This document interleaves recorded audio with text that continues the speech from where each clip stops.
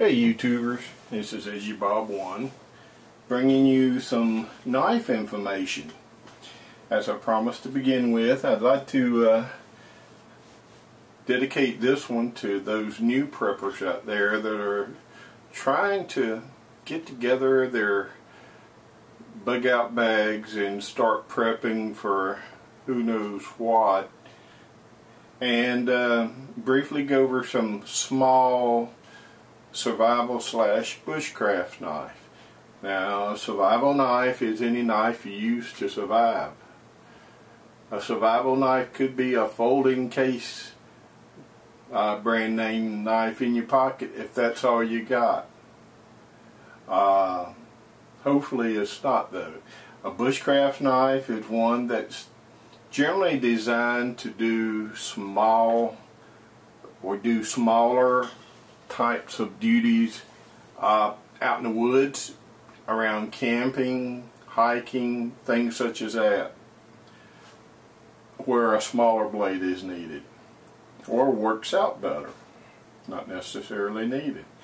This first one, and I'm going to show you some, for the most part, some fairly inexpensive knives that you can afford. This first one is one that I bought at Wally World.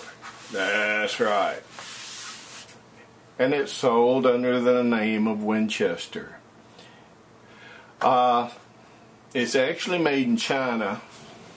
And just a brief little synopsis here is generally your best knives are going to be made anywhere probably except China. Japan makes real good knives for some well-known American companies. Sweden makes some real good knives. The U.S. makes some really good knives. And there are probably some other countries that make really good knives. Taiwan has been known to make pretty good knives. And when I say knives, I'm speaking of using good steel also in the blade and putting it together in a nice little package. So this is a Winchester, and excuse me for reaching across. As you can see, it's sharp, but it's not really that sharp. I haven't used it for a while, and I did sharpen it when I used it the last time. It's been a while. And I actually bought 2 of these. My son and I were going to the ocean and going fishing and off the pier, and we needed to cut something to cut bait with. These were probably between $20 and $30 a piece.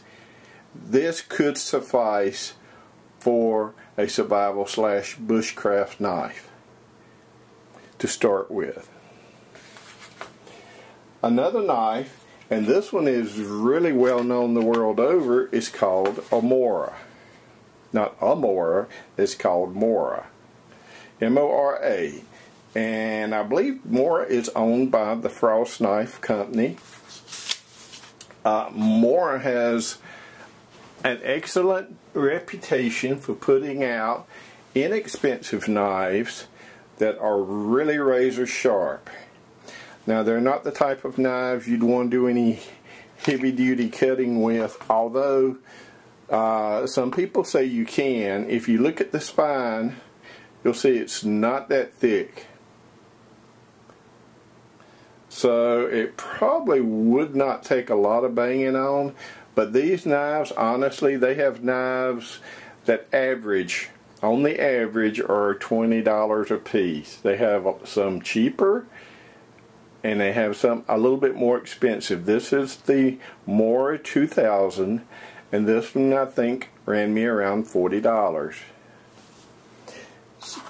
This is not a bad little knife to have, and as you can see, there you go, just as sharp as a razor. And they're not hard to put a edge back on either, so this would be a consideration. And again, all the Mora knives are in a good price range, and when I say good price range, I mean under $100. Another good knife, very good knife, is a Cold Steel. This is a Cold Steel SRK. And the SRK stands for Search and Rescue Knife. Started to say Search and Revival. We do need a revival in this country, big time. This knife has a Creighton handle, has a black Teflon carbon blade, and the lanyard I put on there, as I do most all my knives that have a hole down here for a lanyard, simply because if you're cutting something, if you're batoning, and by batoning you could baton with this knife because of the thickness of the spine, and if you're batoning and this slips out of your hand and something hits it, it's not going to go too far, as you can see. If you didn't have anything in your hand and you hit it, it could go into your leg or other body parts. This is a nice knife. You can get this on the average for in the low $60 range. Very good knife. Sharpness.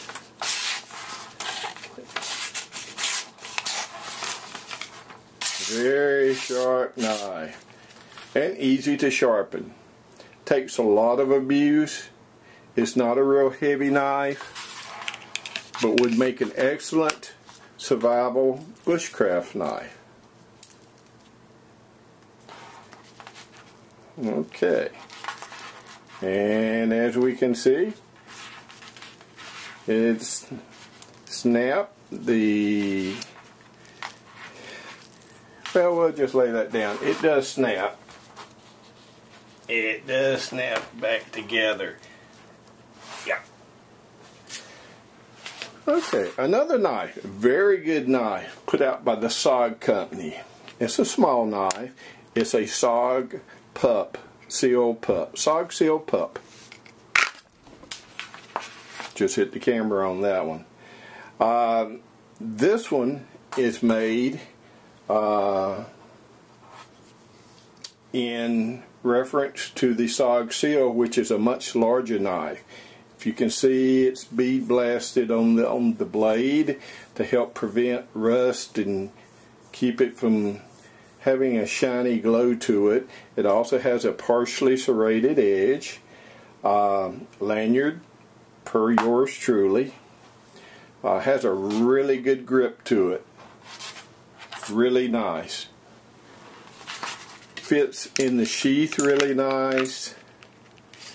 And if you'll notice, only if I can get this one, yeah. If you'll notice right here on this particular sheath, it has a little cutout, and right there, if you look really close, you can see the edge of the blade. This is real good for cutting paracord. Anything that you can get in there that you need to slice into. And it saves taking your knife out of the sheath. Has a very nice sheath with it too. A sheath that you can put on. It uses Velcro. You can put it on without having to take your belt off. A knife like this, again, in the low $60 range. Are we seeing a kind of a trend developing here? Well, I'm getting ready to blow your mind with the trend, because right here is a true bushcraft knife. This is one put out by Northwest Bushcraft, and this one runs around $185. It's no bigger than any of the other ones. It may not even look as sporty or as nice, but this is a genuine bushcraft knife. If you'll see, has a big thick spine on it, goes all the way. This is what's called a full tang. Some knives have the full tang, and the companies, when they put their Creighton handles, they cover it up, but they are full tang. This is a very nice knife, very, very sharp. This would be good for making a fire stick, making a fire baton. You could use it on small logs. Batoning wouldn't hurt it in the least, and it comes with a real nice leather sheath. You have to be careful with the leather sheath. You need to keep some type of lubricant on your blade, just a light coating to keep it from rusting. And it also comes with, it did not have this in it, but it came with a place you could put a fire steel, and I added the fire steel to it. I added the lanyard and right here, and added some paracord down here for emergency use. And lastly, we have my last purchase, which is a Bravo 1 knife by Bark River Company. This is an excellent knife. This, as you can see, has a real nice smooth handle. Has a very thick spine on it. It's a concave blade. Lanyard on the handle. Very important on this knife because it does have a little bit of weight, more weight to it. And if you got to using that doing chopping or something and it got away from you, it could do some damage. Really, any of these could do some damage. But the heavier the knife, the more damage it seems. This knife is also in the $180 range. And you also see it has a Kydex sheath with it. You can buy for, I think, $100 and something odd dollars a leather sheath, but this came with it and I like it, so I will just keep it. Alright, now that's just a brief introduction on knives. Knives that you can start out with. Any knife you have in an emergency can be a survival knife. If you're looking around, look at these knives I've pointed out today. Personally, I would start out with one of these types of small knives, and then maybe later on get a larger knife. And if it's a quality made knife, it's going to be much more expensive. I've got some fixed blade knives that go up to $400. Don't tell my wife though. But I hope you've gotten a little bit of knowledge from this today that will help. This is Edgy Bob 1 saying God bless. It ain't over till it's over.